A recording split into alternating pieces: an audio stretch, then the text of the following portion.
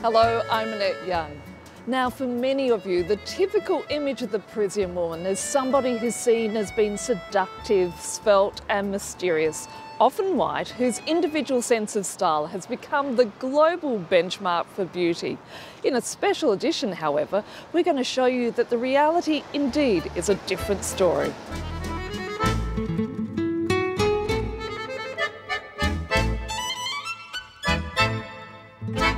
What do you think the Parisian woman represents? Elegance, chic, and fashion. They're thin, they eat croissants, they eat all this stuff, and they're still super thin.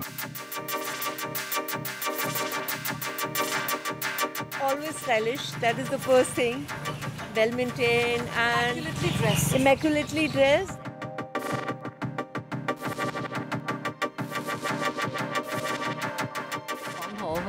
Young and beautiful, super fashionable, really long legs. Pretty, fair, and beautiful skin.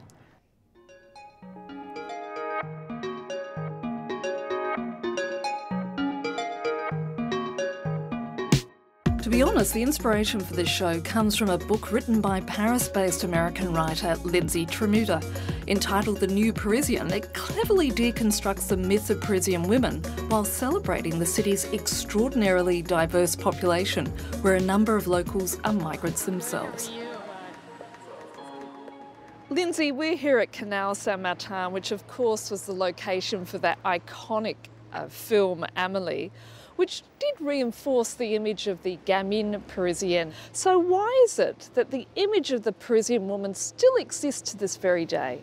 Well, I think it's related to generations of storytelling and myth-making around her.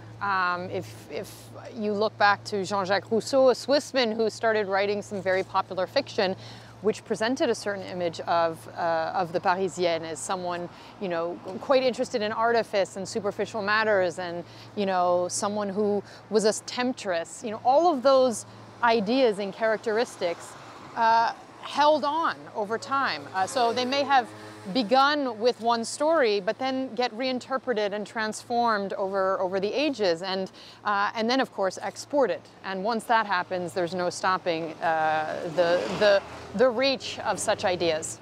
But how damaging is it?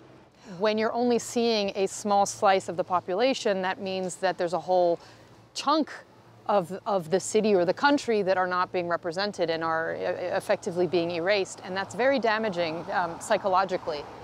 What prompted you to write the book? There's so much beauty and magic in this city, both because of the city itself and its people, but we're not seeing that reflected enough or at all. And so with a story about women, it's of course a way to sort of fill those holes. But when you talk to French people about the image of the Parisian woman, they'll laugh at you, won't they, Lindsey, and just say, well, that's something that people living abroad subscribe to. We don't believe it, but you and I know that's not the case. If this image and this archetype sells and continues to function in society, it's because it's been within France very much pushed in a commercial way, in a branded way, and there are brands and companies that have made billions of dollars on selling product and ideas on this very image. It's estimated around 20% of people living in this city are of migrant backgrounds, and it doesn't take much to see that when you head out onto the streets and see what an incredibly rich, diverse population Paris has.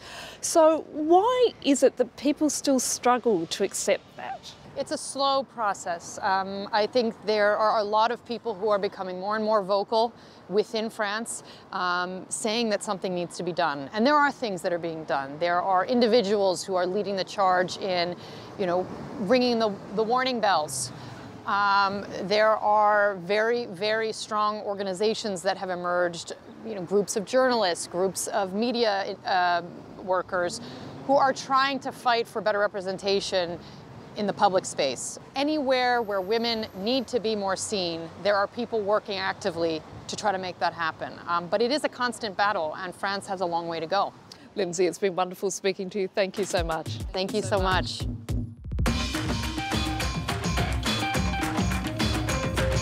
Paris and its surrounding suburbs are made up of many diverse neighbourhoods, with some 12 million people calling this city home. A Nigerian-American, Ajeri Aki, is one of them. She's now the owner of Madame de la Maison, a linen and antique tableware company. Let's talk about what you've done. You've set up this company, Madame de la Maison.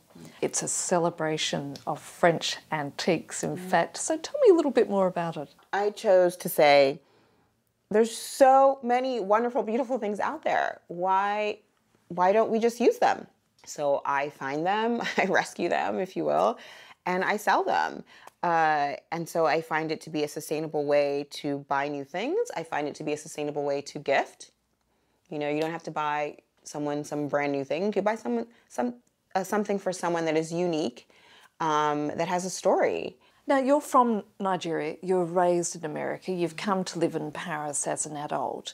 So what has your experience of living in Paris been like as a black person? This is such an interesting thing for me. That when I came here, I remember being in a taxi cab and, you know, an African French driver asking me if I thought there was racism, and I said, oh no, you know, it's not racist here, it's wonderful. And it took me a while to realize after having a conversation with him, my experience is not the same as his experience because I'm an American. When people meet me, they're excited that I'm American. And I get, I would say, the same treatment, you know, historically that James Baldwin and Josephine Baker have always experienced in Paris, which was, you know, they're coming to Paris, you know, we're kind of like in this sort of like self-exile away from the racism of America, and we're accepted in a wonderful way here in France. Unfortunately, that is not the same experience as, say, my Senegalese friends here. Can you describe to me a Parisian woman in 2020? I think a Parisian woman in the year 2020 is someone who is maybe not from here, whether that's not from Paris or not from France. She's not from here, but she's here, and she's inspired by all the city has to offer, beauty, culture, everything. And she's using that in her everyday life, and she's inspired by it, and she's creating and giving back to the city. That's what I think a Parisian woman is today. She's just this rainbow of like ideas and cultures living in the city and making this great city what it is. Do you consider yourself a Parisian? Yes, I definitely do. I consider myself a Parisian.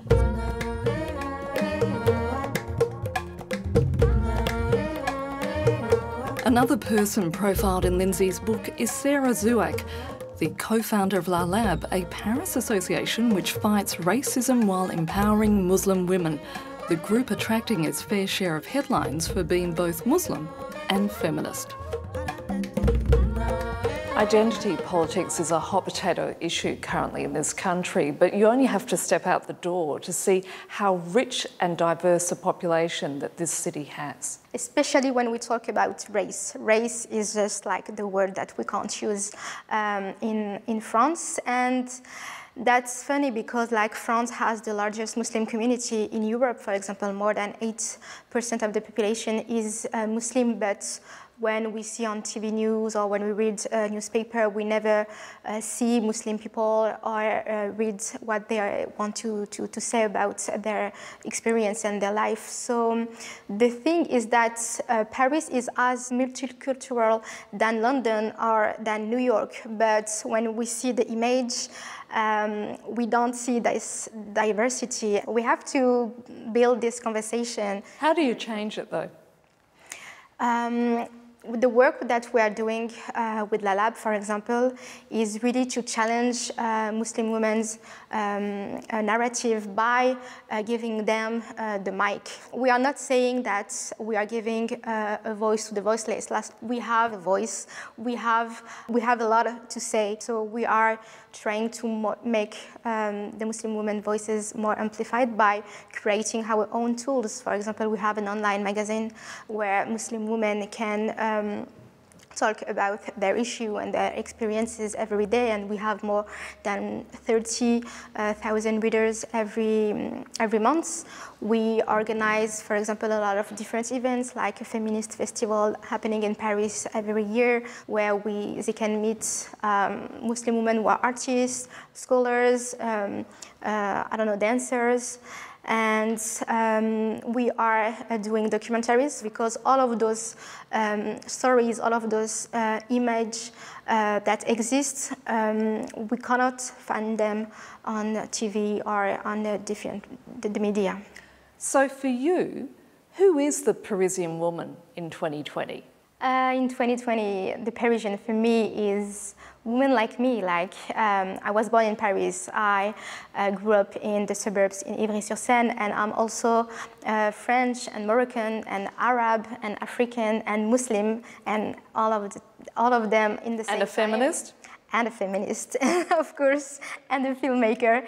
So all of those identities are really important, and I'm a Parisian too. Sarah, it's been great speaking to you. Thank you.